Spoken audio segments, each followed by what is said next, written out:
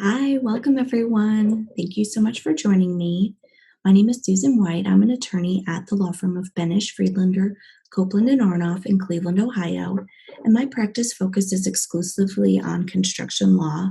We represent clients in all tiers, ranging from drafting and negotiating contracts through project management and all the way through the dispute resolution through litigation. So, we're here today to talk about contracts. Contracts and their importance are often overlooked, um, even by some of the most sophisticated clients. Too often, a lower tier thinks that they're stuck with the contract that was presented to them. Often, I'll hear clients say that they're fearful, they don't know how to negotiate the contract, or they're worried that if they try to change the contract, they will lose the work to a competitor. But negotiating a contract is a common occurrence. Clients range anywhere from minor revisions to full blown addendums and riders. It's not something to be fearful of. The purpose of the contract is the allocation of risk for the project. So, depending on what side of the agreement you're on, you're either trying to pass off the risk or you're trying to avoid taking on too much risk. So the goal, like I said, is to transfer risk, and that's to transfer the risk to the party that is closest to it, and therefore best able to manage and control any losses that may stem therefrom. At the end of the day, the goal is to have a semi balanced, fair, and equitable agreement where each side is accepting the risk for its own scope. If a contract is too heavily weighted in favor of one of the other parties, usually the higher tier, you run the risk of lower tiers not wanting to bid the project or the price being so inflated in order for the lower tier to compensate for that extra allocation of risk. So, a fair contract is going to protect both parties' interests while ensuring that they accept the risks only over what they have control over. The first step is going to be identifying your risks and prioritizing. And this might look different for each project and will be different for each tier. For instance, one risk that the owner is going to accept on a project is timely completion of the project. And in order to combat against this, the owner can request liquidated damages from the general contractor. A risk that the general contractor assumes on a project is that it's going to be able to meet all of the program goals issued by the owner, and problems can arise when those goals are not well defined at the start of the project. This can lead to a lot of change orders throughout the build and make it harder for the general contractor to manage the project, stay on budget, and stay on time. Similarly, the sub will also assume the risk of poor project management from the higher tier. The schedule may be impacted. It could lead to increased opportunities for acceleration or overtime. It could lead to stacking of trades and claims for inefficiency. However, all of these risks can be accounted for through a well negotiated and drafted contract.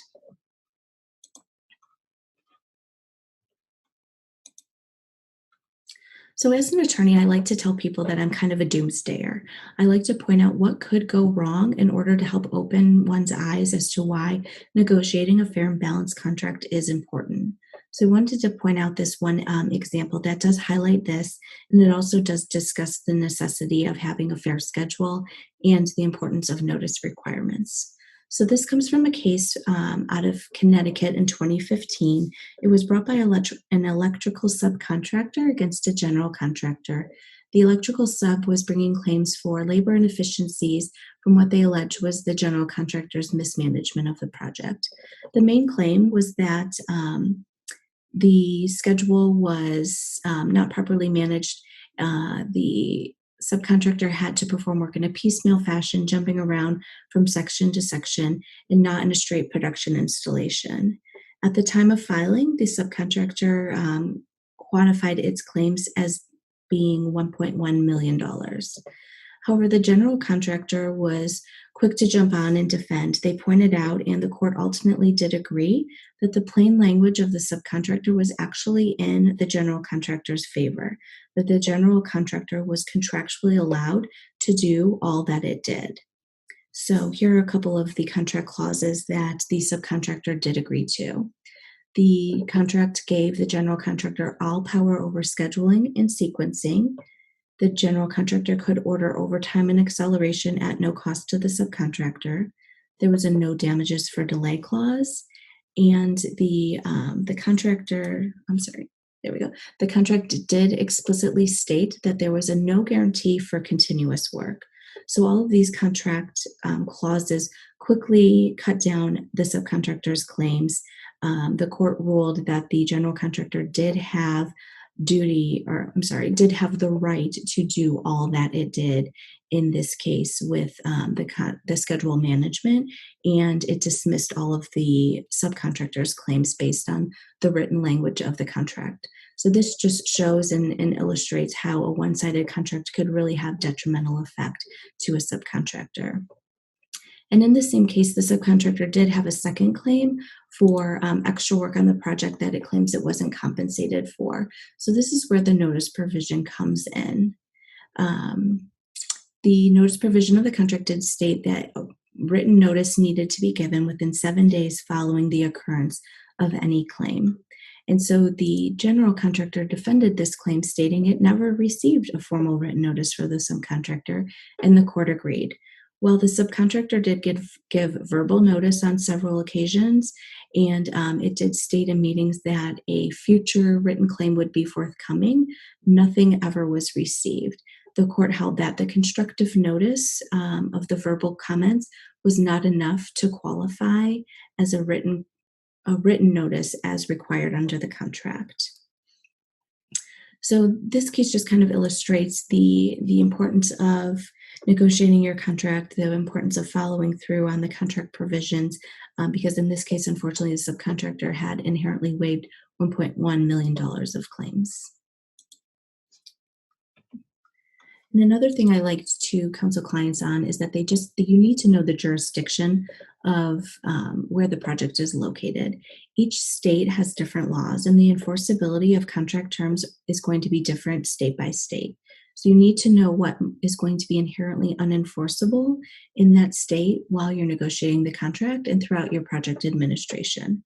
So one quick example of this is a case from Nevada in 2017. It involved an out-of-state general contractor performing work on a project in Nevada, and this GC was not aware of the laws of the jurisdiction it was performing the work in. So the subcontractor brought claims against the GC for unpaid retention, as well as unpaid retention, as well as claims for change orders. So the court struck down the general contractor's defense of the pay if paid clause as it concerns the retention claims, because Nevada holds that pay if paid clauses are unenforceable and void as against public policy. As for the claim on the change orders, the court ruled in favor of the subcontractor because the general contractor failed to object to the claim to the change orders within 30 days of their issuance. Nevada has a specific statute that holds that a general contractor has to either accept or reject written change orders in writing within 30 days. And if it fails to do so, the change orders are inherently accepted as a matter of law. So in this case, the court ordered that the subcontractor was entitled to full payment for the retention and the full payment on all change orders, plus the court hit the general contractor for attorney fees as well. So I thought it would be helpful to just walk through some various contract provisions that might be found in various contracts. We'll first start off with general contractors as between an owner and a general contractor. So one big clause that is going to be found is design, and who's going to take on the risk of design errors. In a traditional design bid build contract, the contractor would assign the owner all responsibility for design errors, because it's the owner who's typically holding the design services contract and is in a better position to work with the project designers to minimize any of those risks and errors. When the design allocation is on the owner, it comes with an implied warranty to the builder. So the owner implies the warranty to the builder that so long as the builder builds the project in accordance with all of the plans and specifications, that the builder will not be held liable for any defects. And this is known as the Spearman Doctrine. Issues arise now, though, given the shift into the design build mode. With the design builder now assuming ownership and liability for most of the design, you lose some of the spear and protections. However, this assumption of risk is not absolute because the owner is still supplying some information, generally during the bid process, which may have induced or formed the basis for the program goals. So the design builder should be on alert when it sees any language like this, language specifically that's stating the design builder is not able to rely on any of the owner's supplied documents. This seeing language like this should put up a red flag because the owner is still liable and should still be held liable for any of the misinformation it gives to the other party during the bid process. This is found oftentimes in differing site condition claims where the owner provided a geotechnical report for the ultimate design is based off of. The design builder should not bear the risk of any of these significant errors in the pre-contract assertions made by the owners. So this language should be stricken, or you should carve out specific exceptions for any documents that you do intend to rely on. And there is oftentimes some design delegation in subcontracts as well that I wanted to point out. So if you ever see a clause that makes the subcontract required to perform its own independent investigation, that's what's happening. So the responsibility to provide correct plans and specifications from the owner or the design builder is not overcome by any of these general clauses requiring the subcontractor to examine the site, check the plans, and assume responsibility for the work. Because the sub is not the one who's in the best position to control that risk, that is the designer. So the sub should make clear through contract revision that if it does have the duty to review the plans, it should only be doing so in its capacity, in its limited capacity as a subcontractor. So another clause that's often found in general contracts is a limitation of liability clause. And this is a great mechanism for a general contractor to use to ultimately control its overall risk on a project. So this is used by parties to cap their damages on a project regardless of the type of damage. This was traditionally used a lot in a design professional contract, but we're now seeing these integrated a lot more into general contracts and subcontracts, and most jurisdictions will hold that these clauses are enforceable. So this is good to use when you might have an owner with an aggressive LD provision. The owner's not willing to lower its per diem or is not willing to offer any sort of grace periods. You can use a limitation of liability clause to cap your damages that way. And it's good for a general contractor to know at the outset of the project what its worst case liability might be.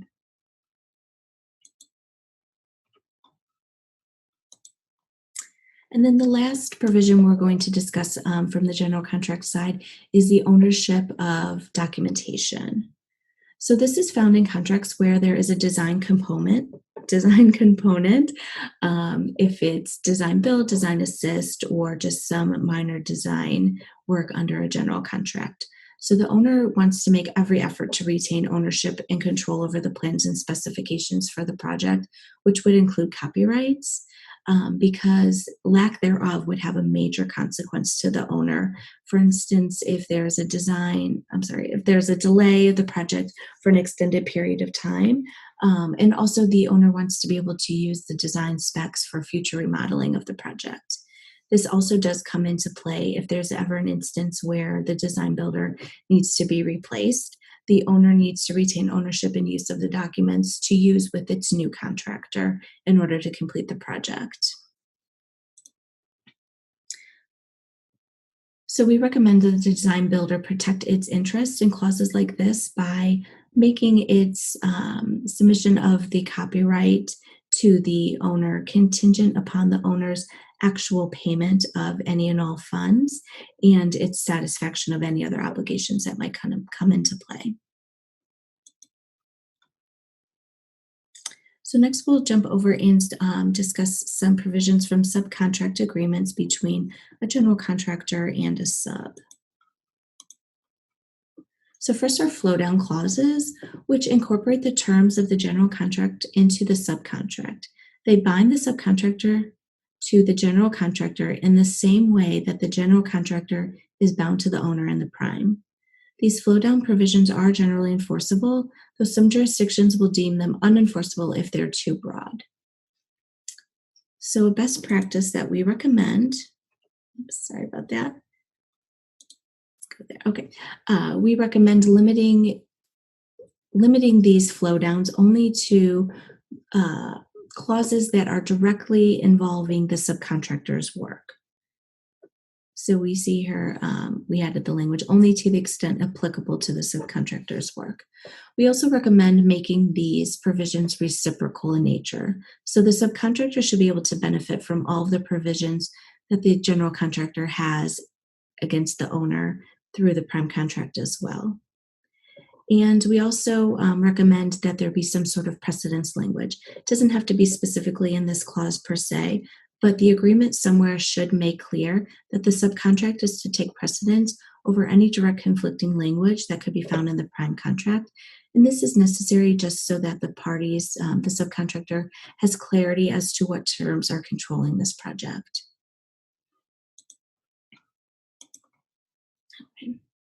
Lien waivers are often very